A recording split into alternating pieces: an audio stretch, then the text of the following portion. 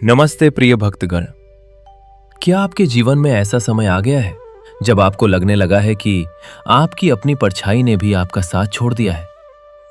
क्या कदम कदम पर धोखा मिल रहा है, व्यापार या नौकरी में भयंकर घाटा हो रहा है और कोर्ट कचहरी, कर्ज या बीमारियों ने आपको चारों तरफ से इस कदर घेर लिया है कि बाहर निकलने का कोई मार्ग नहीं सूझ रहा? प्रिय दर्शक बंधु, जब अपनों की भीड़ में इंसान खुद को बिल्कुल अकेला पाए और हर तरफ से केवल अन्याय सहना पड़े, तब ब्रह्मांड के सबसे बड़े न्यायाधीश सूर्य पुत्र भगवान श्री शनिदेव ही उसका हाथ थामते हैं। आज का यह शनिवार केवल कैलेंडर का एक दिन नहीं, बल्कि कर्म फलदाता के उस जागृत दरबार में अपनी अर्जी लगाने का महाअवसर है, जहां देर हो सकती है लेकिन अंधेर कभी नहीं। शास्त्रों में यह अटल सत्य वर्णित है कि जो भी भक्त आज के दिन पूर्ण श्रद्धा, नियम और सच्चे भाव से भगवान शनिदेव की ये पावन व्रत कथा सुनता है, उसके जीवन से सारे साथी, ढैया और सारे बड़े से बड़े कष्ट समाप्त हो जाएंगे। एक पल ठहर कर विचार कीजिए। समाज में शनिदेव के नाम से अक्सर भय पैदा किया जाता है, परंतु सत्य तो यह है कि शनिदेव रुलाते नहीं हैं। वे तो केवल हमारे कर्मों की धूल साफ कर हमें तपते हुए कुंदन सा निखारते हैं। जब आप अपना सारा अहंकार और छल कपट त्याग कर उनके चरणों में गिर जाते हैं, तो वे एक पिता की भांति आपके सारे शत्रुओं की चालों और जीवन की बाधाओं को भस्म कर देते हैं। ओम शं शनैश्चराय शांत स्वरूपाय नमः।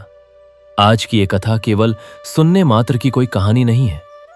ये आपके जीवन के दुर्भाग्य को सौभाग्य में बदलने और आपके परिवार के इर्द गिर्द एक अभेद्य सुरक्षा कवच बनाने की जागृत महासाधना है। भक्तगण, शनिदेव की आराधना में धैर्य की सबसे बड़ी परीक्षा होती है। शास्त्रों का यह स्पष्ट नियम है कि न्याय के देवता की इस पावन कथा को यदि बीच में अधूरा छोड़ दिया जाए, तो मनुष्य को न केवल इसका पूर्ण पुण्य फल प्राप्त नहीं होता, बल्कि उसकी परेशानियां भी जीवन भर आधी अधूरी ही सुलझती हैं। इसलिए आज ये अटल संकल्प लें कि इस अमृतमयी कथा को बिना किसी रुकावट के अंत तक पूरे ध्यान से सुनेंगे।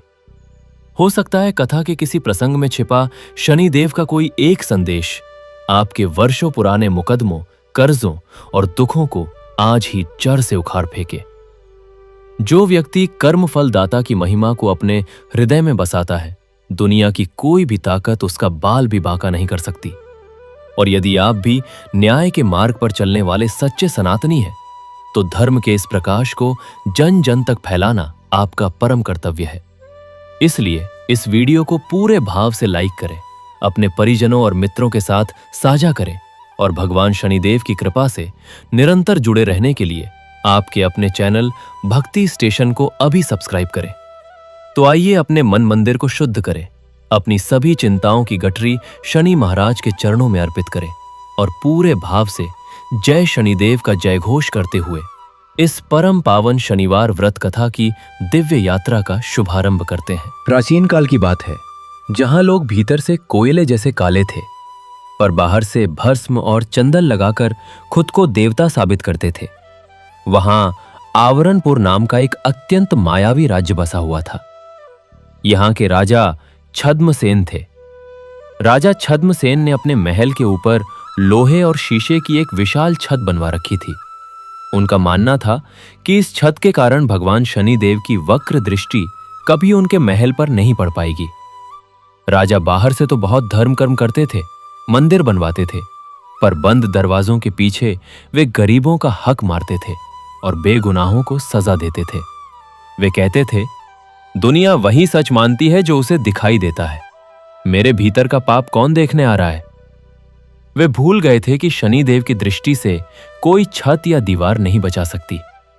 कर्मफल दाता की आंखें सीधे इंसान की आत्मा के उस अंधेरे कोने में देखती हैं जहां इंसान खुद भी झांकने से डरता है। किंतु राजा के घर में ही इस पाखंड का सबसे भयंकर रोग पनप रहा था। उनके 3 पुत्र थे जो दुनिया के सामने संत बनते थे, पर भीतर से भयानक राक्षस थे। सबसे बड़ा पुत्र दान ढोंग था। वो चौराहे पर खड़े होकर लोगों को सोने के सिक्के बांटता था ताकि उसकी जय जयकार हो। पर रात के अंधेरे में वो किसानों का पूरा खेत हड़प लेता था। दूसरा पुत्र धर्म कपट था। वो दिन भर माला जपता था और ज्ञान की बड़ी बड़ी बातें करता था, पर उसका मन हमेशा दूसरों की स्त्रियों और धन पर लगा रहता था। उसकी जीभ पर राम थे, पर हृदय में रावण। तीसरा पुत्र संबंध छल था। वो सबके मुंह पर बहुत मीठा बोलता था, सबके गले लगता था, पर पीठ पीछे वही अपने सगे संबंधियों की जड़ें काटता था। समय बीता और न्याय के देवता शनिदेव की वक्र दृष्टि उस लोहे की छत को चीरती हुई सीधे उस राज्य की आत्मा पर पड़ी। और इस बार कोई बीमारी या भूकंप नहीं आया, बल्कि एक अत्यंत रहस्यमयी विपत्ति आई, सत्य दर्शन। एक रात जो लोग भीतर से जितने पापी थे, वे बाहर से उतने ही कुरूप और भयानक दिखने लगे। दान ढोंग के हाथ अचानक कोयले की तरह काले और सड़े हुए हो गए। उसने जब अपना सोना छूना चाहा तो उसके काले हाथों को देखकर लोग उससे घृणा करने लगे। उसका दिखावे का दान उसका काला सच बन गया। धर्म कपट की जीभ पर अचानक छाले पड़ गए और वो एक भी पवित्र शब्द नहीं बोल पाया। उसके गले से केवल डरावनी और कड़वी आवाजें निकलने लगी। उसका सारा धर्म का नाटक उसकी आवाज के साथ छिन गया। संबंध छल का चेहरा इतना भयानक और क्रूर हो गया कि उसके अपने बच्चे उसे देखकर डर के मारे चीखने लगे। उसकी मीठी मुस्कान एक खूंखार भेड़िए की शक्ल में बदल गई। कोई उसके पास फटकना नहीं चाहता था। राजा छद्मसेन का सुंदर और रौबदार चेहरा झुर्रियों और कुष्ठ से भर गया। राजा समझ गए कि शनिदेव की दृष्टि कोई शाप नहीं है, वो तो केवल एक आईना है। जो भीतर है, शनिदेव वही बाहर ला देते हैं। जब हम खुद से झूठ बोलते हैं तो शनिदेव हमारा असली चेहरा दुनिया को दिखा देते हैं। तब राजा ने अपने राजमुकुट और राजसी वस्त्र उसी मिट्टी में फेंक दिए। उन्होंने एक खुरदरा काला कंबल ओढ़ा। अपने कुरूप और गलते हुए शरीर के साथ नंगे पैर उस कंटक वन की ओर प्रस्थान किया, जहां कर्मों के देवता शनिदेव एकांत में विराजते हैं। जाते समय उन्होंने अपने भयानक दिखने वाले और तड़पते पुत्रों से रोते हुए कहा, तुम्हें अपने इस झूठे सम्मान और दिखावे पर बहुत घमंड था ना? देखो, आज शनिदेव ने हमारे नकाब नोच लिए हैं।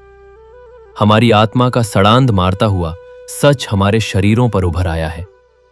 मैं उस सत्याधीश के पास अपने इन नकाबों की माफी मांगने जा रहा हूं। यदि तुम इस भयानक सच्चाई और नर्क से मुक्त होना चाहते हो तो अपना सारा पाखंड यहीं छोड़ो और मेरे पीछे पीछे क्षमा क्षमा का नाद करते हुए उस परम न्यायाधीश के चरणों में चले आना। याद रखना, जब हम बिना किसी नकाब के अपने सारे पापों को स्वीकार करके शनिदेव की शरण में गिरेंगे तो जीवन की खुशियों की जगह जीवन के सारे कष्ट हमेशा के लिए समाप्त हो जाएंगे। और फिर वो यात्रा शुरू हुई। वो यात्रा जो महलों से निकलकर सच्चाई के उस मरुस्थल की ओर जाती है, जहां कोई छाया नहीं, कोई सहारा नहीं, केवल तपती धूप और चुभते कांटे हैं। राजा छद्मसेन आगे आगे चल रहे थे और उनके तीनों पुत्र पीछे पीछे। चारों के शरीर विकृत थे, चेहरे भयानक और हृदय पश्चाताप की अग्नि में जल रहे थे। जैसे ही वे राजमहल के मुख्य द्वार से बाहर निकले, वैसे ही पहला झटका लगा। वही प्रजा जो कल तक उनके सामने हाथ जोड़कर जय हो राजा जी का नारा लगाती थी, आज उनकी इस भयानक शक्ल को देखकर ठिठक गई। पहले तो तभी भिद में से एक युवक जो कल तक दान ढोंग के सामने उसके दान की प्रशंसा में कविताएं सुनाता था, आगे बढ़ा। उसने झांसा देकर राजा के पुत्रों को पहचाना। उसकी आंखें फैल गईं। वह चिल्लाया, हाँ, यही तो हमारे राजा हैं और ये उनके पुत्र। पर देखो इनका असली रूप। हमें पता ही नहीं था कि ये भीतर से इतने काले हैं। यही हैं जो हमें धर्म का उपदेश देते थे, यही हैं जो दान देते थे। इनके हाथों से तो खून की बदबू आती है। बस फिर क्या था? वही भीद जो कल तक उनकी महिमा का गान करती थी, आज उन पर टूट पोट दी। पहले कीचड़ उछला, फिर पत्थर। एक पत्थर आकर राजा छद्मसेन की पीठ पर लगा। वह लद्दद्दा खद्दद्धाए, पर गिरे नहीं। उनके मन में पहले जैसा क्रोध नहीं था। वे जानते थे कि यह उनके कर्मों की ही तो प्रतिक्रिया है। यह प्रजा जिसे उन्होंने धोखा दिया, जिसका हक मारा, उनके हाथों में आज न्याय की डंडा है। दान ढोंग के काले सडिडादय हुए हाथों पर एक पत्थर आकर लगा। उसने दर्द से कराहते हुए अपने हाथों को देखा। वही हाथ जो कभी सोना लूटते थे, आज उन पर चोट लगी थी।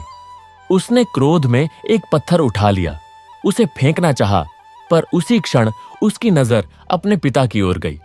राजा छद्मसेन पत्थर की चोट के बावजूद हाथ जोतते खड़े थे। वे भिद्ध से हाथ जोड़कर कह रहे थे, हां, मैं वही हूं, मैं वही पाखंडी राजा हूं, मारो मुझे, यह मेरे पापों का ही तो फल है, मैं अब किसी और को दोष नहीं दूंगा। दान ढोंग का हाथ कांप गया, पत्थर उसके हाथ से गिर पड़त था।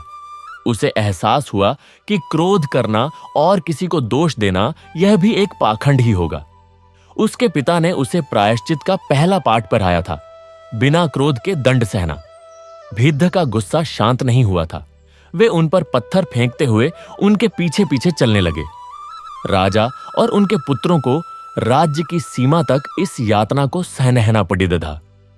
जब वे राज्य की सीमा पार कर रहे थे, तब उनके सबसे छोटे पुत्र संबंध छल पर एक बड्ढा पत्थर आकर लगा। उसकी टांग फट गई, खून बहने लगा। वह दर्द से चिल्लाया, लेकिन तभी उसने देखा कि उसी भिद्ध में एक बेजुबान कुत्ता भी घबराकर इधर उधर भाग रहा है। भिद्ध के पैरों के नीचे वह कुचला जा सकता था। उसी समय एक और पत्थर उस कुत्ते की ओर बढ़ा। संबंध छल ने बिना कुछ सोचे अपना घायल शरीर झोंक दिया। वह उस कुत्ते के ऊपर लेट गया, उसे अपनी बाहों में ढक लिया। वह पत्थर उसकी पीठ पर आकर लगा। उसने दर्द सहा, पर कुत्ता बच गया। कुत्ते ने डरते डरते उसके चेहरे की ओर देखा। वह चेहरा जो कल तक भयानक और क्रूर था, आज दर्द से तिलमिला रहा था, पर उस दर्द में करुणा की एक किरण थी। उस भयानक चेहरे से पसीना और आंसू बह रहे थे, और उन आंसुओं ने उस चेहरे की कुछ झुर्रियों को धो दिया। कुत्ते ने उसका हाथ चाटा। उस स्पर्श से संबंध छल के हृदय में एक अजीब सी शांति छा गई। उसके मन ने कहा, निस्वार्थ प्रेम, मैंने जीवन में पहली बार बिना स्वार्थ के किसी को अपनाया। धीरे धीरे भिद्ध पीछे छूट गई। राज्य की सीमा पार करते ही वे एक ऐसे मैदान में आ गए जहां न कोई पेड़ था न पानी, केवल सूखी घास और दूर तक फैला सन्नाटा। यह मैदान उनके भीतर के खालीपन जैसा था। वे आगे बढ़े। भूख प्यास से उनका बुरा हाल था। दान ढोंग के काले हाथ सूज गए थे और उनसे बदबू आ रही थी। वह किसी को दिखाना नहीं चाहता था, पर उसका दर्द असहनीय था। धर्म कपट के गले के छालों के कारण वह पानी भी नहीं पी पा रहा था। वह केवल कराह सकता था। संबंध छल की टांग से खून बह रहा था और उसके चेहरे पर गहरे घाव थे, पर अब उस चेहरे पर वह क्रूरता नहीं थी। रास्ते में उन्हें एक छोटा सा गांव मिला। गांव के बाहर एक कुआं था और उसके पास एक वृद्धा पानी भर रही थी। राजा ने हाथ जोड़कर उससे पानी मांगा। वृद्धा ने उनकी भयानक शक्ल देखी, डरी, पर उनकी आंखों में देखा तो उनमें विनम्रता थी। उसने करुणा से उन्हें पानी पीने दिया। पानी पीते ही राजा को कुछ शक्ति मिली। उन्होंने वृद्धा से पूछा, माता, कंटक वन किधर को है? वृद्धा ने दूर पहाड़ियों की ओर इशारा किया। उधर बेटा, पर वहां कोई नहीं जाता। वहां केवल कांटे हैं और सन्नाटा है। कहते हैं वहां कोई देवता रहते हैं जो मनुष्यों को उनके कर्मों का दंड देते हैं। तुम लोग वहां क्यों जा रहे हो? राजा बोले, हम वहीं जाने लायक हैं माता। हमने बहुत दंड बांटा है, अब दंड लेने का समय आ गया है। वृद्धा ने उन्हें कुछ सूखी रोटियां दी और आशीर्वाद दिया। वे आगे बढ़ गए। अब उनका रास्ता पहाड़ियों की ओर था। रास्ता पथरीला और कंटीला था। उनके नंगे पैर छिल गए, लहूलुहान हो गए। दान ढोंग के काले हाथों से अब खून भी रिसने लगा था। चलते चलते वे एक ऐसे स्थान पर पहुंचे जहां एक प्यासा बैल बंधा हुआ था। उसके सामने पानी का बर्तन था, पर वह उलटा पड़ी आधा था। बैल तड़धप रहा था। दान ढोंग ने यह दृश्य देखा। उसके काले हाथ कांपे। उसे अपनी प्यास याद आई, पर उससे पहले उस बैल की प्यास ने उसे विचलित कर दिया। उसने अपने पिता से कहा, पिताजी, वह बैल मर जाएगा। राजा ने कहा, हां बेटा, पर हमारे पास पानी नहीं है। दान ढोंग ने चारों ओर देखा। पास ही एक छोटा सा जोहड़ था, पर उसका पानी गंदा था। उसने सोचा, इस गंदे पानी को ले जाकर बैल को पिलाऊं। उसके काले हाथ उस बर्तन को उठाने के लिए बढ़े। उसी क्षण उसे अपने जीवन का एक दृश्य याद आया।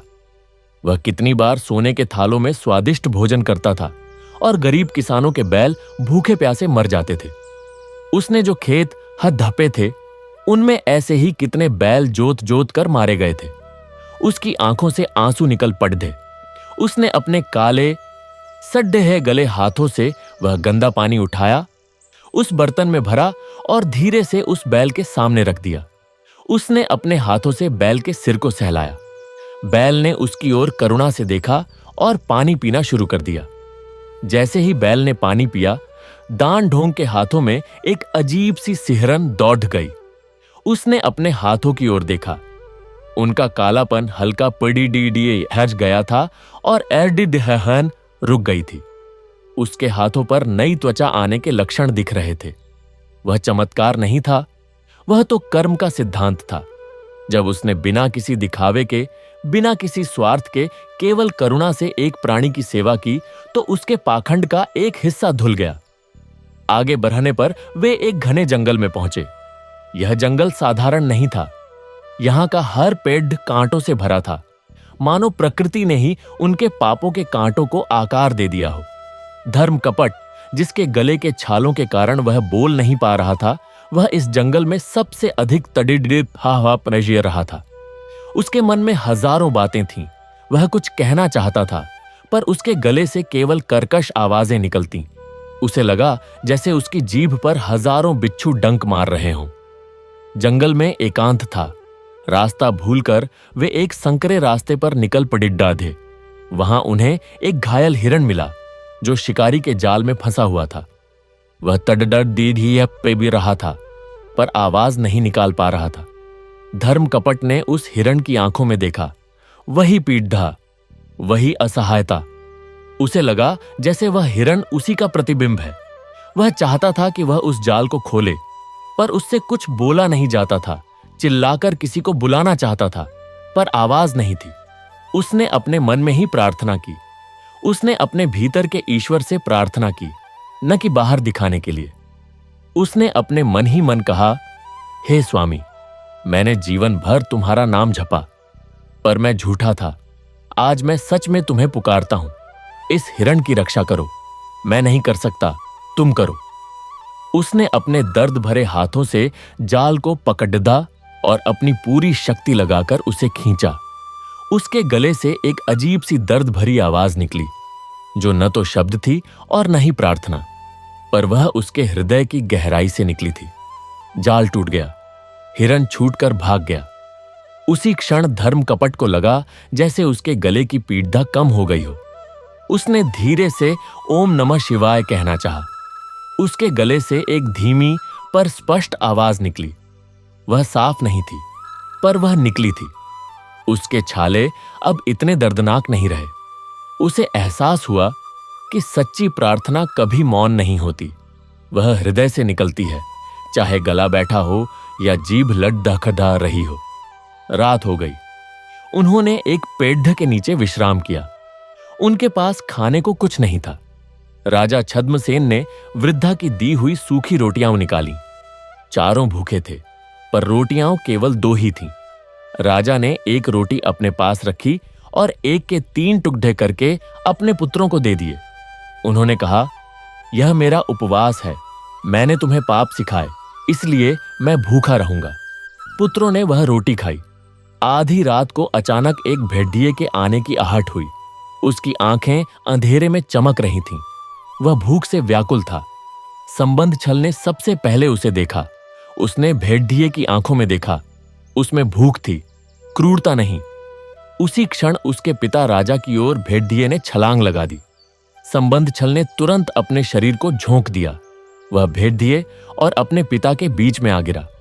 भेड़िए के पंजे उसकी छाती पर लगे। उसके दांत उसके कंधे में धंस गए।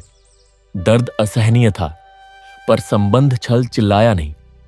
उसने भेड़िए की आंखों में देखा और धीरे से बोला, ले लो मेरा मांस, पर मेरे पिता को मत सताओ। तुम भूखे हो, मैं समझता हूं। वह आवाज सुनकर भेड़िया ठिठक गया।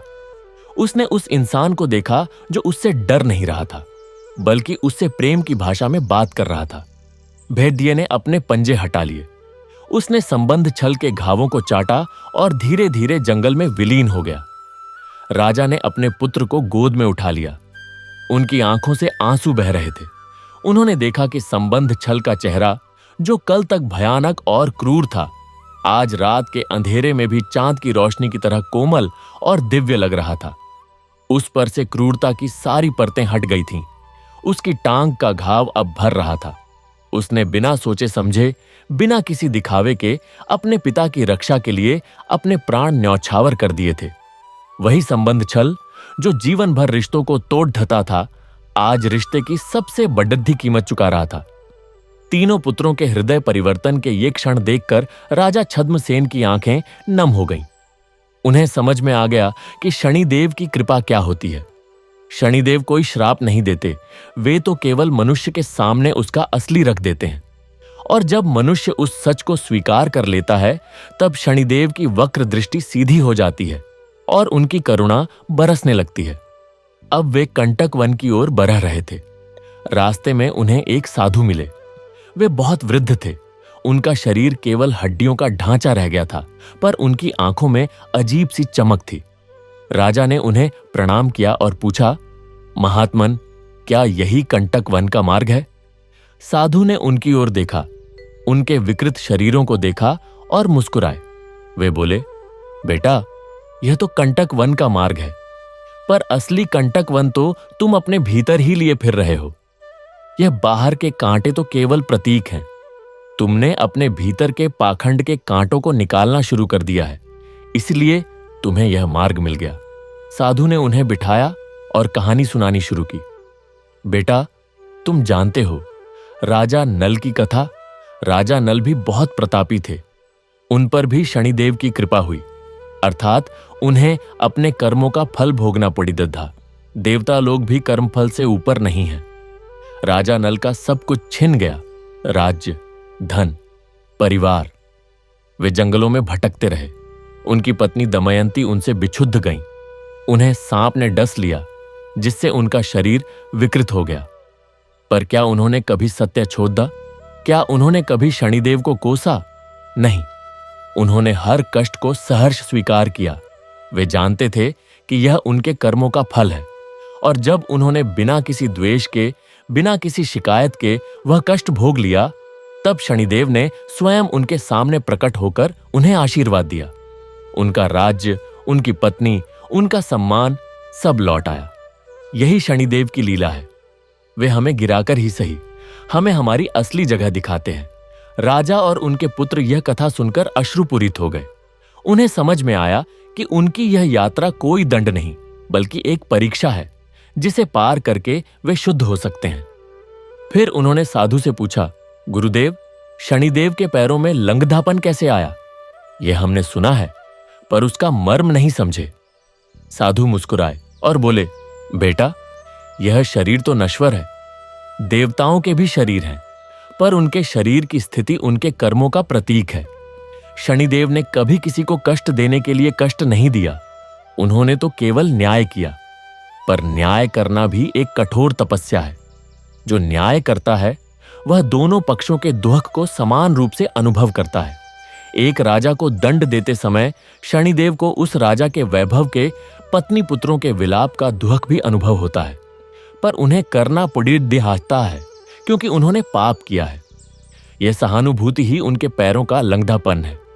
वे स्वयं भी अपने किए गए न्याय के बोझ से लंगधा गए हैं, इसीलिए वे सबसे धीरे चलते हैं। वे कभी जल्दबाजी में न्याय नहीं करते।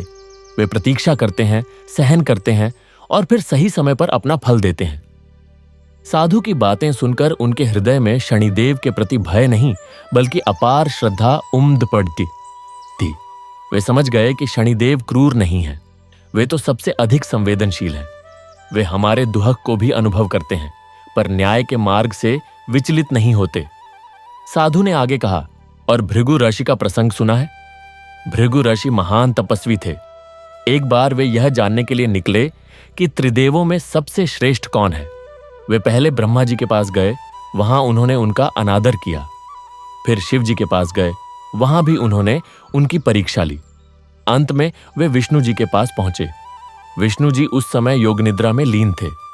भृगु ऋषि ने क्रोध में आकर उनकी छाती पर लात मार दी। विष्णु जी जागे। उन्होंने न तो क्रोध किया न श्राप दिया। वे उठे और भृगु ऋषि के पैर दबाने लगे।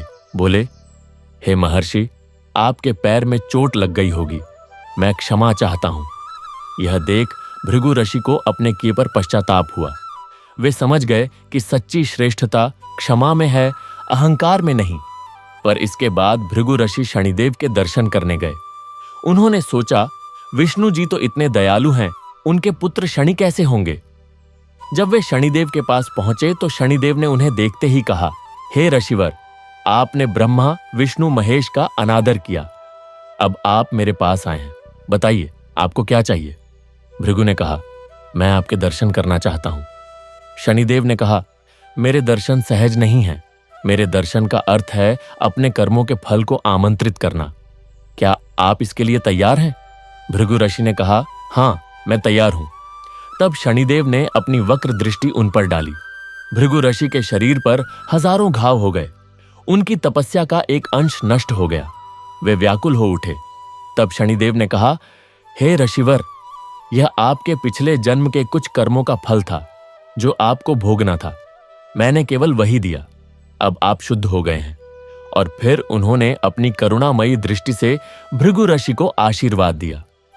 भृगु ऋषि समझ गए कि शनिदेव कोई दंड देने वाले देवता नहीं, बल्कि हमारे गुरु हैं, जो हमें हमारी गलतियों का एहसास कराकर हमें शुद्ध करते हैं। यह कथा सुनकर राजा और उनके पुत्रों के रोंगटे खड़दहे हो गए। उन्हें लगा जैसे साधु उन्हीं से बात कर रहे हैं। उनके जीवन के सारे पाखंड, सारे दिखावे, सारे झूठ उनके सामने आ गए। वे रो पोड्डे, उनके आंसू उनके पापों को धो रहे थे। साधु ने आशीर्वाद दिया और कहा, जाओ बेटा, अब तुम कंटक वन के बहुत करीब हो। याद रखना, वहां जाकर किसी से कुछ मत मांगना, केवल अपना सच सामने रख देना, बाकी वे जाने। साधु के आशीर्वाद के बाद राजा और उनके पुत्र आगे बढ़े। अब उन्हें कंटक वन का प्रवेश द्वार दिखाई दिया। वहां कोई पेड़ पौधे नहीं थे, केवल विशाल विशाल कांटेदार झादियां थीं, जो इतनी घनी थीं कि उनके बीच से रास्ता बनाना भी मुश्किल था। वहां का वातावरण अत्यंत भयानक था। अंधेरा छाया हुआ था, हवा में सन्नाटा था, केवल दूर दूर तक कांटों की फसल थी। वे रुके। राजा ने अपने पुत्रों से कहा, बेटों, अब हम उस स्थान पर हैं जहां हमारे कर्मों का फल देने वाले विराजते हैं। यह वन बाहर से जितना भयानक है, भीतर से उतना ही पवित्र है। यहां हमें अपने सारे झूठ, सारे पाखंड, सारे अहंकार को जलाना होगा। हमें उन कांटों की तरह बनना होगा जो बाहर से कठोर हैं, पर अपनी जद्दों से धरती को थामे हुए हैं। उन्होंने एक दूसरे का हाथ थामा और उस वन में प्रवेश किया। कांटे उनके शरीर को बींध रहे थे, पर वे रुके नहीं। उनके पैरों से खून बह रहा था, पर वे चलते रहे। उनके शरीर के घावों से जो खून बहता था, वह उनके पापों का प्रतीक था जो उनसे बाहर निकल रहा था। वन में एक अजीब सी शांति थी। कोई पक्षी नहीं, कोई जानवर नहीं, केवल उनके कदमों की आहट और उनकी सांसों की आवाज। अचानक उन्होंने देखा कि वन के बीचों बीच एक विशाल शिला पर कोई विराजमान है। वे धीरे धीरे उसकी ओर बढ़े। जैसे जैसे वे पास आते गए, वैसे वैसे उस शिला पर बैठे व्यक्तित्व का आभास होने लगा। वह व्यक्तित्व अत्यंत श्याम वर्ण का था, गहरे नीले बादलों की तरह। उसने काले वस्त्र धारण किए हुए थे और उनके शरीर पर हीरे जवाहरात की आभा नहीं, बल्कि एक गंभीर तेज था। उनके मस्तक पर मुकुट था, पर वह सोने का नहीं बल्कि लोहे का था। उनकी आंखें बंद थीं, पर उनके माथे पर एक गहरी रेखा थी, मानो वे गहन चिंतन में लीन हों। उनके हाथ में एक तलवार और एक त्रिशूल था। उनके पैर भूमि पर नहीं थे, बल्कि वे हवा में तैर रहे थे और उनके नीचे एक विशाल कौवा बैठा था। यह साक्षात शनिदेव थे। राजा छद्मसेन और उनके पुत्र उन्हें देखकर थर थर कांपने लगे। उन्हें लगा जैसे उनके प्राण निकले जा रहे हों, पर उन्होंने हिम्मत की। राजा ने आगे बढ़कर शनिदेव के चरणों में दंडवत प्रणाम किया। उनके पुत्रों ने भी वैसा ही किया। वे रोते हुए बोले, हे प्रभु, हम पापी हैं। हमने जीवन भर पाखंड किया। हमने बाहर से संत बनकर भीतर से पाप किए। हमने सोचा कि आपकी दृष्टि से हम बच सकते हैं, पर आपने हमें हमारा असली चेहरा दिखा दिया। हमारे शरीर आज हमारे पापों के प्रतीक बन गए हैं। हम आपसे माफी नहीं मांगते, क्योंकि माफी के अधिकारी हम नहीं हैं। हम तो केवल आपके सामने अपना सच रखने आए हैं। हम आपके न्याय को स्वीकार करते हैं। हमारे साथ जो भी हो, हम उसे सहर्ष स्वीकार करेंगे। राजा के मुंह से यह बात सुनकर शनिदेव की बंद आंखें धीरे धीरे खुलीं। उनकी आंखें खुलते ही वहां एक अद्भुत प्रकाश फैल गया। वह प्रकाश तीक्ष्ण था, पर उसमें करुणा भी थी। उन्होंने राजा की ओर देखा। उनकी दृष्टि राजा के विकृत शरीर पर पोडिड थी। वे बोले, उठो छद्मसेन। उनकी आवाज गंभीर थी, पर उसमें मिठास भी थी। राजा ने सिर उठाया। शनिदेव ने कहा, तुमने सच कहा। मैं न्यायाधीश हूं। मेरा काम दंड देना नहीं, बल्कि न्याय करना है। तुमने अपने कर्मों से जो फल कमाया वह तुम्हें मिला। तुम्हारा शरीर तुम्हारे पाखंड का प्रतीक बना, पर आज तुमने वह किया जो बहुत कम लोग करते हैं। तुमने अपने पापों को स्वीकार किया। तुम बिना किसी नकाब के, बिना किसी बहाने के मेरे सामने आए। यही सबसे बड़ा प्रायश्चित है। शनिदेव ने अपना हाथ उठाया। उनके हाथ से एक काली रोशनी निकली और वह राजा के शरीर पर पड़ी थी। राजा के शरीर के कुष्ठ धीरे धीरे गायब होने लगे। उनके चेहरे की झुर्रियां मिटने लगीं। उनका शरीर फिर से स्वस्थ और सुंदर हो गया। राजा ने अपने शरीर की ओर देखा। वे अवाक रह गए। उनकी आंखों से आंसू बह रहे थे। वे बोले, प्रभु, यह क्या? मैं इस योग्य नहीं हूं। शनिदेव मुस्कुराए। वह मुस्कान देखते ही बनती थी। उन्होंने कहा, छद्मसेन, यह मेरी कृपा नहीं है। यह तुम्हारे हृदय परिवर्तन का परिणाम है। जब तुमने अपना सच स्वीकार कर लिया तो तुम्हारे पापों का भार हल्का हो गया। मैंने केवल उसे दूर किया जो तुमने स्वयं ही अपने ऊपर लाद रखा था। फिर उन्होंने दान ढोंग की ओर देखा। उनके हाथ अब भी थोड़े काले थे, पर सड़ी दाढ़न समाप्त हो चुकी थी। शनिदेव ने कहा, दान ढोंग, तुमने दान का ढोंग किया। तुम्हारे हाथों ने बहुत कुछ लूटा, पर जब तुमने उस प्यासे बैल को बिना किसी स्वार्थ के पानी पिलाया, तब तुम्हारे हाथों ने सच्चा दान किया। वह दान तुम्हारे सारे ढोंग से अधिक मूल्यवान था। मैंने तुम्हें वैसे ही हाथ दिए हैं जैसे तुमने उस बैल को सहलाया था। शनिदेव ने फिर से अपना हाथ उठाया। दान ढोंग के हाथों से कालापन पूरी तरह गायब हो गया। उसके हाथ सुंदर और स्वस्थ हो गए। दान ढोंग रो पुडिडद्धा। उसने अपने हाथ जोड़ कर कहा, प्रभु, अब मैं सच्चा दान करूंगा, अपने हाथों से, अपने मन से, बिना किसी दिखावे के। फिर शनिदेव की दृष्टि धर्म कपट पर पोड्डद्धी। उसका गला अब कुछ ठीक हो गया था, पर आवाज अब भी पूरी तरह साफ नहीं थी। शनिदेव बोले, धर्म कपट, तुम्हारी जीभ पर तो राम थे, पर हृदय में रावण। तुमने धर्म का व्यापार किया, पर जब तुमने उस घायल हिरण के लिए अपने मन से सच्ची प्रार्थना की, तब तुम्हारी आवाज भले ही न निकली हो, पर तुम्हारी प्रार्थना सुनी गई। वह सच्ची प्रार्थना तुम्हारे सारे झूठे जप से अधिक शक्तिशाली थी। शनिदेव ने आशीर्वाद दिया। धर्म कपट के गले के छाले पूरी तरह ठीक हो गए। उसके गले से स्पष्ट और मधुर आवाज निकलने लगी। उसने ओम नमः शनैश्चराय का उच्चारण किया और वह स्वर इतना पवित्र था कि पूरा वन गूंज उठा। धर्म कपट बोला, प्रभु, अब मैं केवल हृदय से प्रार्थना करूंगा।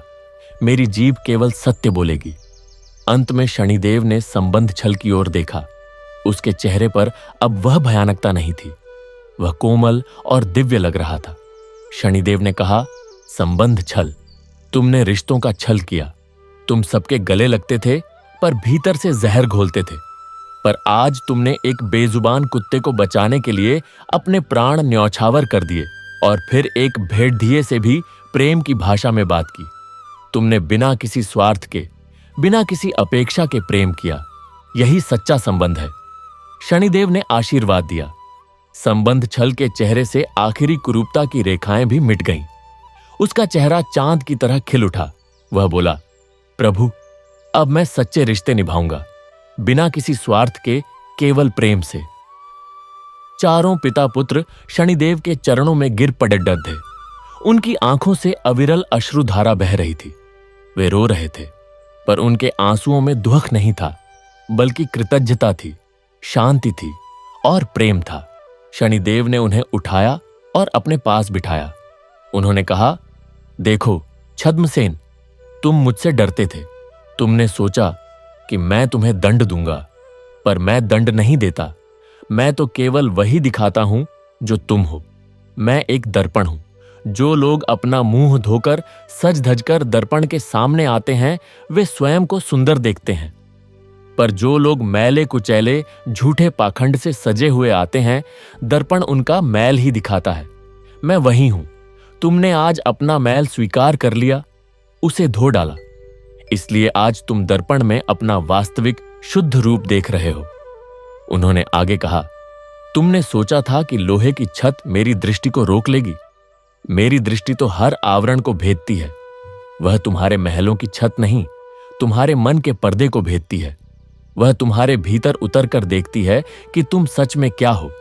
और जब तुम अपने आप से झूठ बोलना बंद कर देते हो, तब मेरी दृष्टि तुम्हारे लिए वरदान बन जाती है। राजा ने हाथ जोड़कर पूछा, प्रभु, हमने सुना है कि आपकी वक्र दृष्टि अत्यंत भयानक होती है, पर आज हमने तो आप में केवल करुणा देखी। शनिदेव मुस्कुराए। वे बोले, वक्र दृष्टि उनके लिए होती है जो सीधे रास्ते पर नहीं चलते। जो टेढ़े मेढ़े रास्ते पर भटक रहे हैं, उन्हें सीधा रास्ता दिखाने के लिए मेरी दृष्टि टेढ़ी हो जाती है। पर जो सीधे रास्ते पर चलने लगते हैं, मेरी दृष्टि उनके लिए अमृत बन जाती है। मैं उनके जीवन के सर कष्ट हर लेता हूं। यह सुनकर राजा और उनके पुत्रों के हृदय में अपार शांति का संचार हुआ। उन्हें लगा जैसे उनके जीवन का सारा बोझ उतर गया हो। तभी वहां पर एक अद्भुत घटना घटी। उस कंटक वन के सैरे कांटे धीरे धीरे फूलों में बदलने लगे। वह स्थान जो कुछ क्षण पहले भयानक और उजाड़ लगता था, अब एक सुंदर बगीचे में परिवर्तित हो गया। चारों ओर सुगंध फैल गई। आकाश से पुष्प वर्षा होने लगी।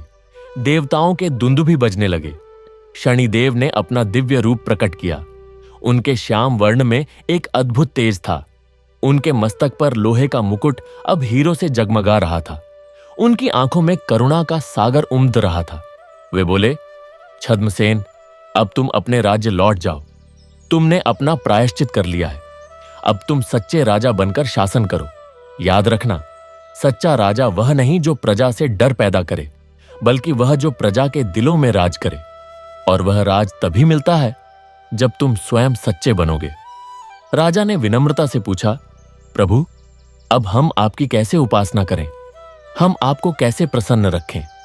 शनिदेव ने कहा, मुझे प्रसन्न करने के लिए किसी पूजा पाठ की जरूरत नहीं।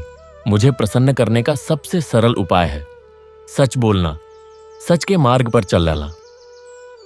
दान दो, पर दिखावे के लिए नहीं। धर्म करो, पर दूसरों को दिखाने के लिए नहीं। रिश्ते निभाओ, पर स्वार्थ के लिए नहीं। जो इंसान बिना किसी पाखंड के केवल प्रेम और करुणा से भरा होता है, वह मेरी सबसे बड़ी पूजा करता है। उन्होंने आगे कहा, हां, यदि तुम चाहो तो शनिवार के दिन मेरा स्मरण कर सकते हो। तिल और उद्दद का दान कर सकते हो। काले वस्त्र धारण कर सकते हो। पर यह सब बाहरी आडंबर तब तक बेकार है जब तक तुम्हारा हृदय शुद्ध नहीं है।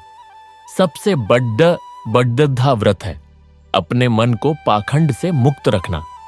तब राजा ने प्रश्न किया, प्रभु, हमारे राज्य का नाम आवरणपुर था, अब हम उसका नाम क्या रखें? शनिदेव बोले, अब उसका नाम होगा सत्यपुर। वहां अब कोई आवरण नहीं रहेगा, कोई नकाब नहीं रहेगा। वहां केवल सत्य का वास होगा। और याद रखना, जब भी कोई मनुष्य पाखंड के अंधेरे में भटके, तो उसे मेरे इस कंटक वन की याद दिलाना। उसे बताना कि शनिदेव से डरो मत, बल्कि अपने पापों से डरो। शनिदेव तो केवल तुम्हारा मार्गदर्शन करने के लिए हैं। इतना कहकर शनिदेव अंतर्ध्यान हो गए। उनके जाने के बाद भी वहां उनकी उपस्थिति का एहसास बना रहा। राजा और उनके पुत्र बहुत देर तक उस स्थान पर बैठे रहे, उस दिव्य अनुभूति को अपने हृदय में संजोए रहे। फिर वे वापस अपने राज्य की ओर चल पड़े। अब उनके शरीर स्वस्थ थे, चेहरे दिव्य थे और हृदय प्रेम से भरे थे। रास्ते में वे उसी गांव से गुजरे जहां उन्होंने वृद्धा से पानी पिया था।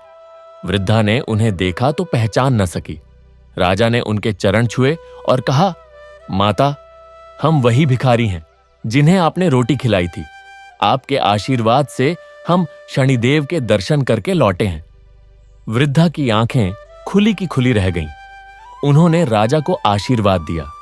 राजा ने उन्हें बहुत सा धन देना चाहा, पर वृद्धा ने लेने से मना कर दिया। वह बोली, बेटा, मैंने तुम्हें केवल इसलिए रोटी दी थी क्योंकि तुम भूखे थे, न कि इसलिए कि तुम राजा हो। मुझे तुम्हारा प्रेम चाहिए, धन नहीं। राजा ने उन्हें हृदय से आशीर्वाद दिया और आगे बढ़ा गए। जब वे अपने राज्य की सीमा पर पहुंचे तो वहां उनकी प्रजा उन्हें देखने के लिए एकत्रित थी। उन्होंने राजा और उनके पुत्रों के दिव्य रूप को देखा तो वे सब चकित रह गए। वही राजा जो कुछ दिन पहले कुष्ठ से ग्रसित और विकृत था, आज देवताओं जैसा तेजस्वी लग रहा था। प्रजा ने उनका स्वागत किया। राजा ने सबको इकट्ठा किया और कहा, हे मेरी प्रजा, मैंने तुम्हारे साथ बहुत पाखंड किया। मैंने तुम्हें धोखा दिया। मैं तुम सबसे क्षमा मांगता हूं। आज से मैं सत्य का राजा बनूंगा। मैं तुम सबको साथ लेकर चलूंगा। मेरा राज्य अब सत्यपुर कहलाएगा। यहां कोई दिखावा नहीं होगा, कोई पाखंड नहीं होगा। यहां केवल सत्य, प्रेम और करुणा का राज होगा। प्रजा ने खुशी के आंसू बहाए। उन्होंने राजा को आशीर्वाद दिया। राजा ने महल के ऊपर से लोहे और शीशे की उस विशाल छत को हटवा दिया जिसे उन्होंने शनिदेव की दृष्टि से बचने के लिए बनवाया था। अब उनके महल पर खुला आकाश था और वे उसी आकाश की ओर देखकर प्रतिदिन शनिदेव का स्मरण करते थे। तीनों पुत्रों ने अपने जीवन को पूरी तरह बदल दिया। दान ढोंग अब सच्चा दानी बन गया। वह चुपके से बिना किसी ढोल नगादे के गरीबों की मदद करता था। वह किसानों के खाली खेतों में खुद जाकर हल चलाता था और उनकी फसल उगाने में मदद करता था। उसके हाथ अब केवल देने के लिए थे, लेने के लिए नहीं। धर्म कपट ने माला जपना छोड़ दिया। अब वह अपने कर्मों से धर्म करता था। वह बीमारों की सेवा करता था, अनाथों को आश्रय देता था। उसकी जीभ से अब केवल मीठे और सच्चे वचन निकलते थे। उसने कभी किसी पराई स्त्री की ओर आंख उठाकर नहीं देखा। संबंध छल सच्चा भाई, सच्चा पुत्र और सच्चा मित्र बन गया। वह सबसे प्रेम से मिलता था, पर उस प्रेम में अब कोई स्वार्थ नहीं था।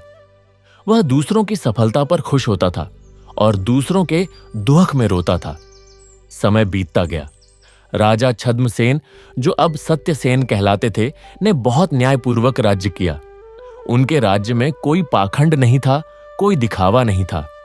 लोग सच बोलते थे, सच के मार्ग पर चलते थे और उस राज्य में शनिदेव की कोई वक्र दृष्टि नहीं पड़ी थी, क्योंकि वहां सबके हृदय सीधे थे। बल्कि शनिदेव की करुणामयी दृष्टि सदा उस राज्य पर बनी रहती थी। वहां कभी अकाल नहीं पड़ा, कभी कोई महामारी नहीं आई। वहां की प्रजा सुखी और समृद्ध थी। एक दिन राजा सत्यसेन अपने पुत्रों के साथ शनिदेव के मंदिर में गए। वहां उन्होंने शनिदेव की प्रतिमा के सामने घंटों ध्यान लगाया। उनके हृदय में शनिदेव के प्रति असीम कृतज्ञता थी।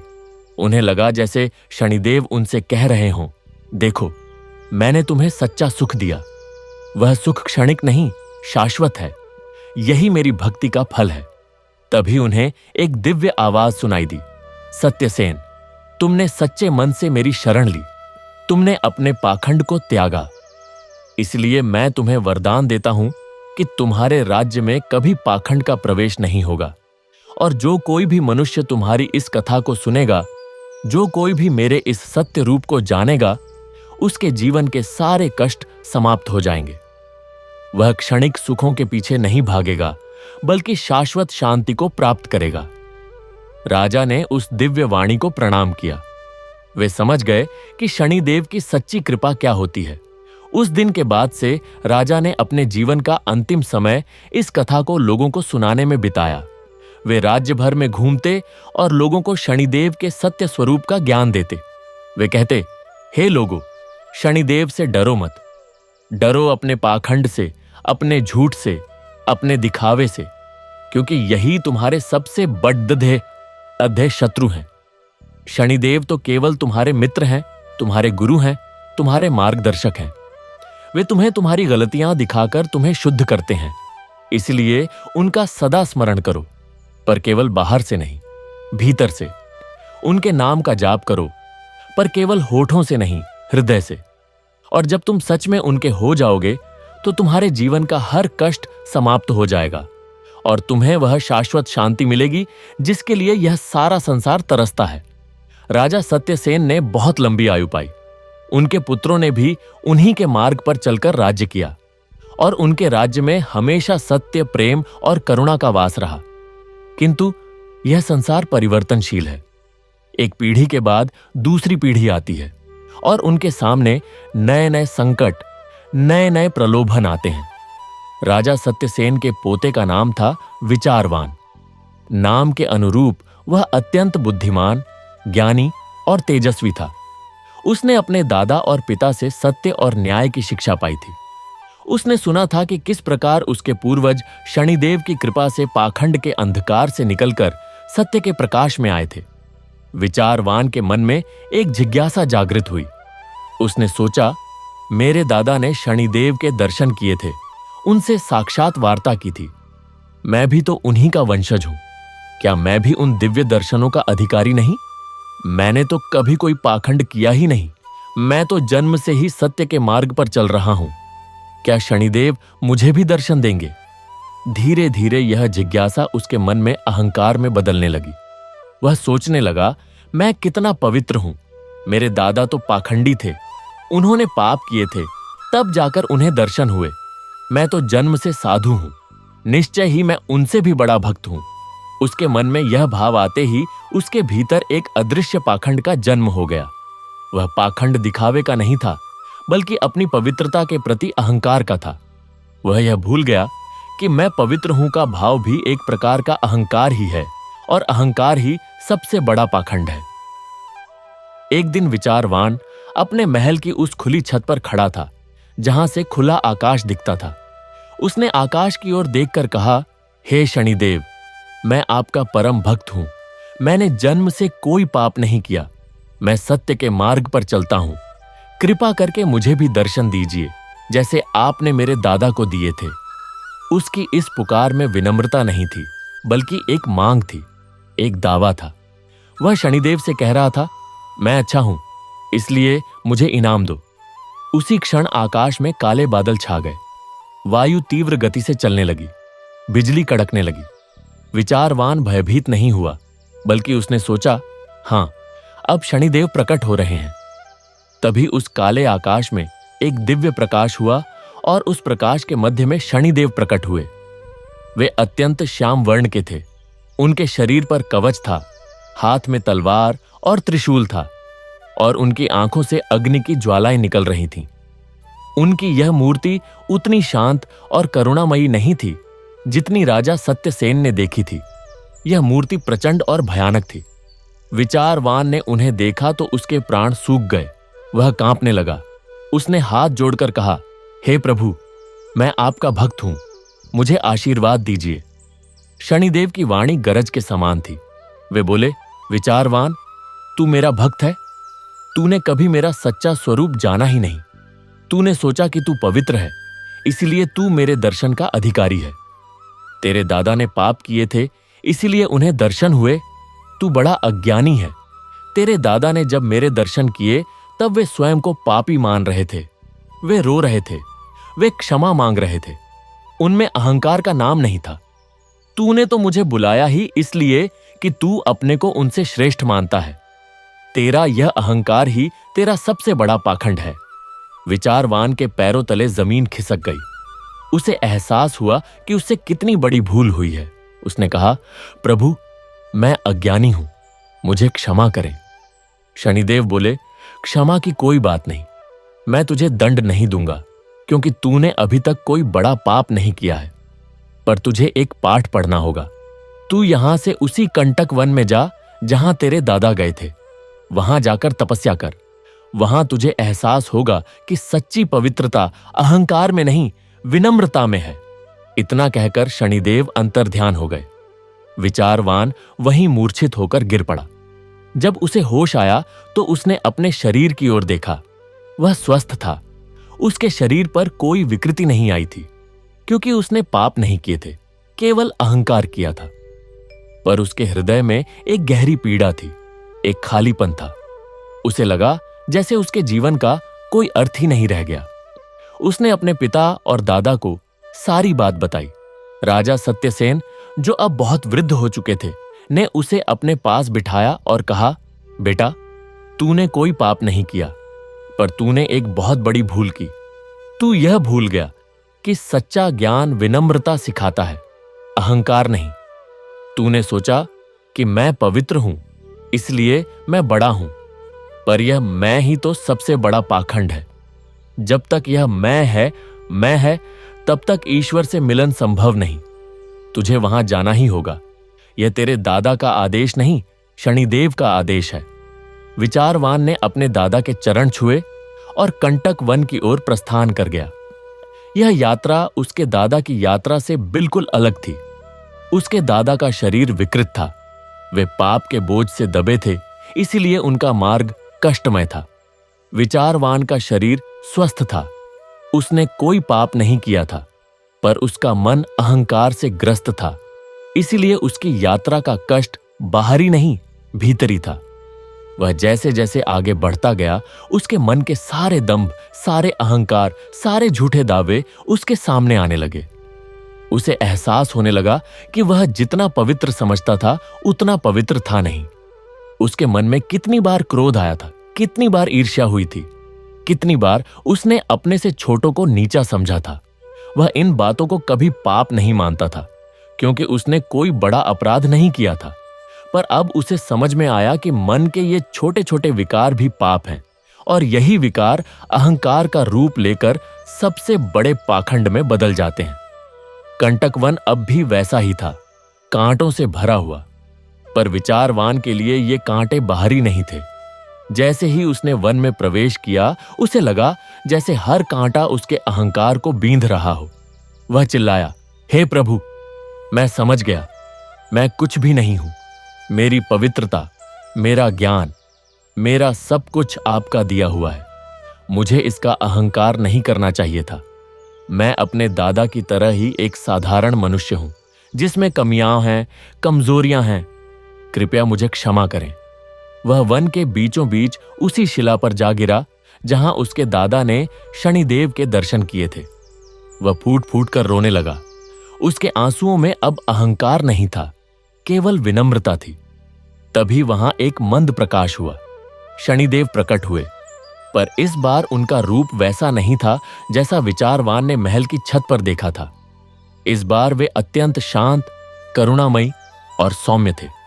उनके श्याम वर्ण में एक अद्भुत तेज था और उनकी आंखों में प्रेम की गंगा बह रही थी। उन्होंने विचारवान के सिर पर हाथ रखा और कहा, उठो बेटा, तूने अपना पाठ पढ़ लिया। मैं तुझे महल में उस रूप में क्यों दिखा और यहां इस रूप में क्यों दिख रहा हूं, क्या तू जानता है? विचारवान ने आंसू पोंछते हुए कहा, नहीं प्रभु, मैं अज्ञानी हूं, कृपया बताइए। शनिदेव बोले, मैं मनुष्य को उसी रूप में दिखता हूं जैसा वह होता है। जब तू अहंकार से भरा था, तब मैं तुझे उस भयानक रूप में दिखा ताकि तेरा अहंकार टूटे। पर जब तू विनम्र हो गया, जब तूने अपनी तुच्छता स्वीकार कर ली, तब मैं तुझे इस करुणामयी रूप में दिख रहा हूं। यही मेरा सच्चा स्वरूप है। मैं कभी क्रूर नहीं होता। मैं तो केवल मनुष्य के मन का दर्पण हूं। विचारवान ने शनिदेव के चरण पकड़ लिए और कहा, प्रभु, अब मैं समझ गया। सच्चा ज्ञान अहंकार नहीं देता, विनम्रता देता है। सच्ची पवित्रता अपने को पवित्र मानने में नहीं, बल्कि ईश्वर के सामने अपनी लघुता स्वीकार करने में है। मैं जीवन भर इस सत्य को नहीं भूलूंगा। शनिदेव ने उसे आशीर्वाद दिया और कहा, जा बेटा, अब तू सच्चा राजा बनकर शासन कर। अपने दादा की तरह सत्य और न्याय के मार्ग पर चल, और याद रखना, जो जितना विनम्र होता है मैं उसके उतना ही करीब होता हूं। विचारवान ने शनिदेव को प्रणाम किया और वापस अपने राज्य को लौट आया। अब वह पहले जैसा नहीं था। उसके चेहरे पर एक अद्भुत शांति थी और उसकी आंखों में करुणा थी। उसने राज्य की बागडोर संभाली और बड़े ही न्याय और प्रेम से शासन किया। वह कभी किसी से यह नहीं कहता था कि मैंने शनिदेव के दर्शन किए हैं, क्योंकि उसे पता था कि यह बताना भी एक प्रकार का अहंकार होगा। समय बीतता गया। राज्य में सुख शांति बनी रही। लोग सत्य के मार्ग पर चलते रहे। पर जैसा कि संसार का नियम है, हर पीढ़ी के सामने नए संकट आते हैं। कुछ पीढ़ियों के बाद राज्य में फिर से पाखंड के बीज अंकुरित होने लगे। अब के राजा का नाम था बुद्धिमान।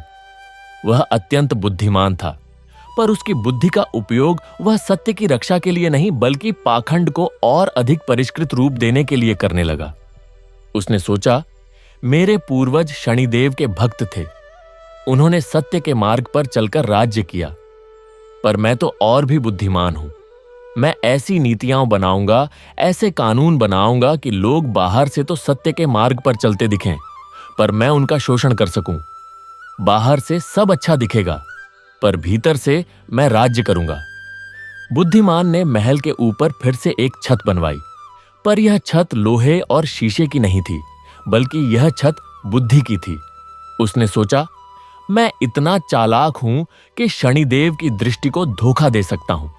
मैं पाप करूंगा, पर वैसे तरीके से करूंगा कि पाप दिखे ही नहीं।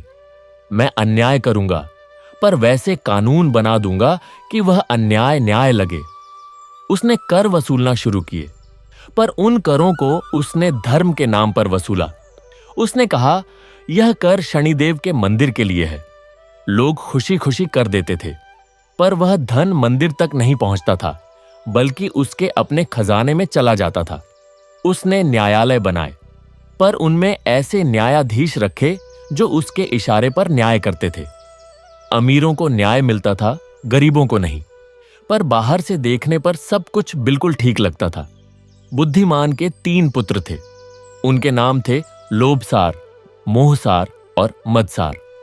ये तीनों अपने पिता से भी अधिक चालाक थे। उन्होंने पाखंड को एक कला के रूप में विकसित कर लिया था। वे लोगों के बीच जाते, उनकी समस्याएं सुनते, बहुत दुखी होते, पर कुछ नहीं करते। वे केवल दिखावे के लिए सब कुछ करते थे।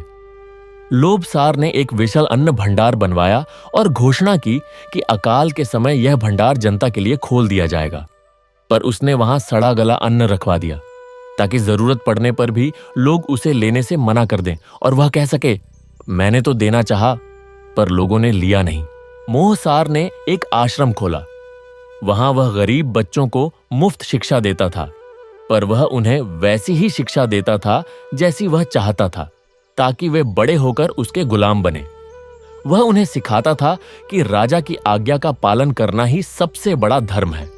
मदसार ने एक चिकित्सालय खोला। वहां वह गरीबों का मुफ्त इलाज करता था, पर वह उन्हें ऐसी दवाइयां देता था जो उन्हें ठीक नहीं करती थीं, बल्कि उनकी बीमारी को बढ़ा देती थीं, ताकि वे बार बार उसके पास आएं और उसकी प्रशंसा करें कि वह कितना दयालु है। यह पाखंड इतना सूक्ष्म था कि किसी को पता ही नहीं चलता था। राज्य में सब कुछ अच्छा दिख रहा था। मंदिरों में घंटे बज रहे थे, आश्रमों में पूजा हो रही थी, चिकित्सालयों में सेवा हो रही थी, पर यह सब केवल दिखावा था। भीतर से सड़न फैल रही थी। समय बीता। शनिदेव की दृष्टि से यह सब छिपा नहीं था, पर इस बार शनिदेव ने कोई बाहरी विपत्ति नहीं भेजी, क्योंकि यह पाखंड इतना गहरा था कि उसे बाहर से नहीं, भीतर से ही समाप्त किया जा सकता था। इस बार शनिदेव ने एक अलग ही लीला रची। एक दिन राज्य में एक अजनबी आया। वह एक साधु के वेश में था। उसके शरीर पर मैली धोती थी, सिर पर जटाएं थीं और हाथ में एक कमंडल था। उसकी आंखें बहुत गहरी थीं, मानो उनमें सारा ब्रह्मांड समा गया हो। वह सीधा राजमहल के द्वार पर आया और बोला, मैं राजा से मिलना चाहता हूं। द्वारपालों ने उसे रोका, पर उसकी आंखों के तेज के आगे वे कुछ न बोल सके। वे उसे राजा के पास ले गए। राजा बुद्धिमान अपने सिंहासन पर बैठा था। उसने साधु को देखा तो उसके मन में एक अजीब सी बेचैनी हुई। उसने पूछा, हे साधु महाराज, आप कौन हैं और क्या चाहते हैं? साधु ने मुस्कुराते हुए कहा, मैं कोई बड़ा साधु नहीं हूं, मैं तो बस एक पथिक हूं। मैंने सुना है कि आपका राज्य बहुत सुखी और समृद्ध है। मैं यहां कुछ दिन रहना चाहता हूं और आपके राज्य की व्यवस्था देखना चाहता हूं। राजा ने सोचा, यह कोई साधारण साधु है, उसे रहने देने में क्या हर्ज है। उसने साधु को महल के एक कमरे में ठहरा दिया। रात को साधु ने राजा को अपने पास बुलाया और कहा, राजन, मैं आपको एक कहानी सुनाना चाहता हूं। राजा ने कहा, कहानी? मैं राजा हूं, मुझे कहानियों से क्या मतलब? साधु बोले, यह कोई साधारण कहानी नहीं है, यह आपके ही पूर्वजों की कहानी है। क्या आप जानते हैं कि कैसे आपके परदादा सत्यसेन, जो पहले छद्मसेन थे, शनिदेव के पास गए थे? क्या आप जानते हैं कि उनके पुत्रों ने कैसे अपने पापों का प्रायश्चित किया था? क्या आप जानते हैं कि आपके दादा विचारवान को कैसे एहसास हुआ कि अहंकार ही सबसे बड़ा पाखंड है? राजा के चेहरे का रंग उड़ गया। उसे लगा जैसे यह साधु सब कुछ जानता है। साधु ने उसे पूरी कथा सुनाई। कैसे छद्मसेन ने लोहे की छत बनवाई, कैसे उनके पुत्र पाखंडी थे, कैसे शनिदेव की कृपा से उनका उद्धार हुआ, कैसे विचारवान ने अहंकार किया और फिर विनम्र होकर लौटा। कथा सुनाते समय साधु की आवाज में इतनी शक्ति थी, इतनी करुणा थी कि राजा के रोंगटे खड़े हो गए। कथा समाप्त करने के बाद साधु ने कहा, राजन, आपके पूर्वजों ने पाखंड किया था, पर उन्होंने उसे स्वीकार किया और सुधर गए। आप और आपके पुत्र भी पाखंड कर रहे हैं, पर आपका पाखंड उनसे भी गहरा है, क्योंकि आपने उसे बुद्धि से ढक दिया है। आपके पाप दिखते नहीं, इसलिए आपको लगता है कि आप सुरक्षित हैं। पर भूलो मत, शनिदेव की दृष्टि केवल बाहरी पाप ही नहीं देखती, वह भीतर के संकल्पों को, विचारों को, इरादों को भी देखती है। राजा के पैरों तले जमीन खिसक गई।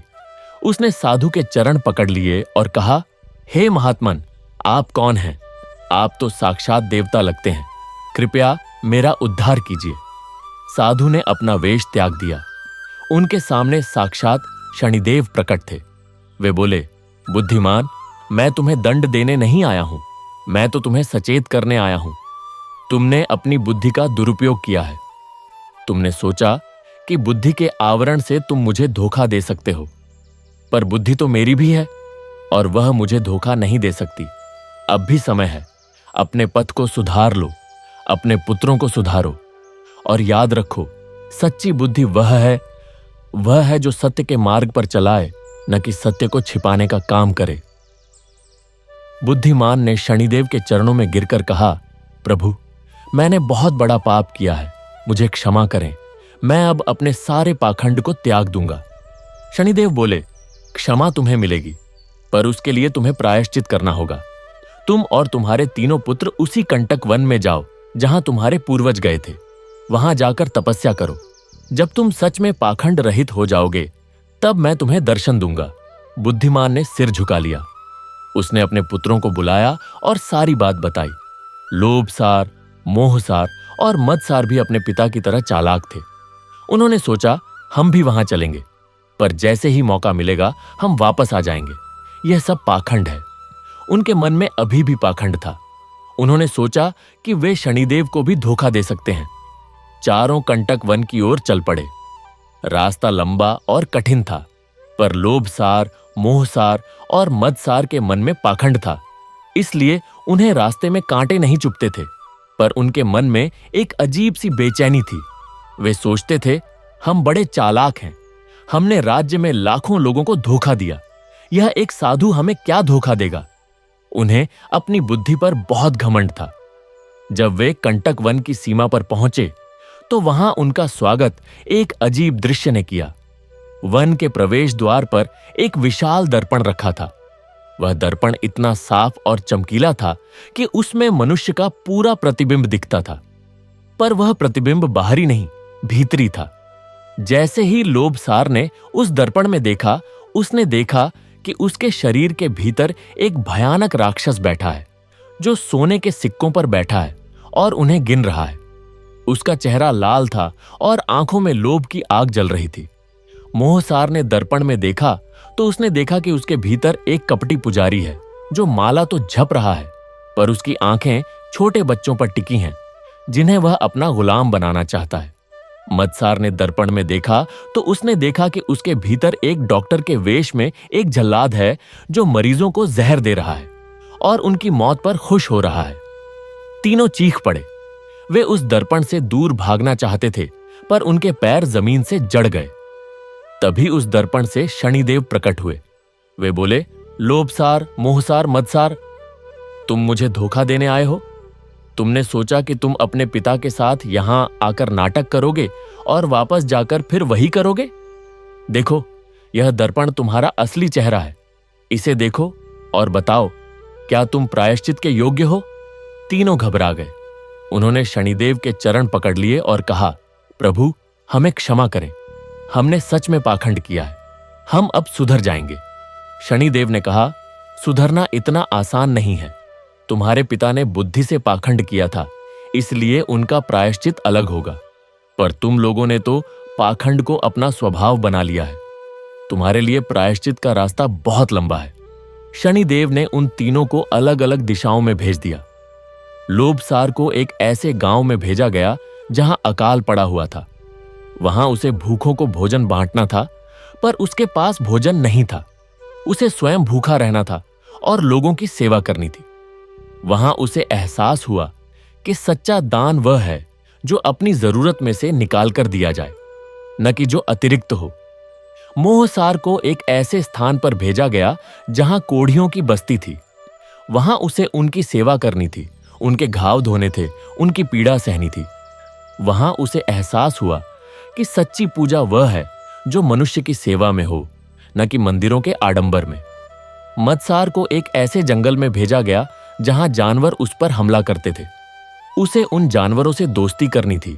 उन्हें समझना था कि वे भी उसी तरह के प्राणी हैं, उनमें भी प्रेम है, दर्द है। वहां उसे एहसास हुआ कि अहंकार ही सबसे बड़ा शत्रु है। बुद्धिमान अकेला रह गया। शनिदेव ने उससे कहा, बुद्धिमान, तू बहुत बुद्धिमान है, पर तेरी बुद्धि ने तेरा साथ नहीं दिया। अब तू यहां इस वन में अकेला रहकर तपस्या कर। तू अपनी बुद्धि का उपयोग सत्य की खोज में कर, न कि सत्य को छिपाने में। जब तेरी बुद्धि तुझे यह बता देगी कि तू कुछ नहीं जानता, तब तू सच्चा ज्ञानी बनेगा। बुद्धिमान ने वहीं शनिदेव के ध्यान में बैठकर तपस्या शुरू कर दी। दिन बीतते गए, महीने बीतते गए, साल बीत गए। उसकी तपस्या गहरी होती गई। एक समय ऐसा आया जब उसे लगा कि वह सब कुछ जान गया है, पर फिर उसे एहसास हुआ कि मैं सब कुछ जान गया हूं का भाव भी अहंकार है। उसने फिर से तपस्या शुरू की। एक दिन उसके सामने शनिदेव प्रकट हुए। वे बोले, बुद्धिमान, अब तू सच्चा ज्ञानी हो गया है। तूने समझ लिया कि ज्ञान की कोई सीमा नहीं है। जितना जानो उतना ही अज्ञान शेष रह जाता है। यही विनम्रता है। अब तू जा और अपने राज्य में जाकर शासन कर। तेरे पुत्र भी अपने प्रायश्चित से लौट आएंगे। बुद्धिमान ने शनिदेव के चरण छुए और राज्य को लौट आया। उसके पुत्र भी कुछ समय बाद लौट आए। वे सब बदल चुके थे। अब उनके चेहरे पर वह चालाकी नहीं थी, बल्कि एक गंभीरता थी, एक शांति थी। उन्होंने मिलकर राज्य में सच्चे अर्थों में सत्य, प्रेम और करुणा का प्रचार किया। उन्होंने लोगों को सिखाया कि पाखंड केवल बाहरी दिखावा ही नहीं है, बल्कि भीतर के अहंकार, लोभ, मोह और मद भी पाखंड के ही रूप हैं। इस प्रकार शनिदेव की कृपा से वह राज्य हमेशा के लिए पाखंड से मुक्त हो गया। वहां के राजाओं ने यह परंपरा डाल दी कि हर राजा को अपने जीवन में एक बार कंटक वन की यात्रा अवश्य करनी चाहिए, चाहे वह कितना ही अच्छा क्यों न हो, क्योंकि उन्हें पता था कि अहंकार कभी भी किसी भी रूप में प्रवेश कर सकता है, और उस अहंकार को समाप्त करने के लिए शनिदेव का स्मरण और उनके प्रति विनम्रता ही एकमात्र उपाय है। और इस तरह शनिदेव की यह अद्भुत लीला, यह पाखंड नाशिनी कथा, यह सत्य दर्पण कथा पीढ़ी दर पीढ़ी चलती रही।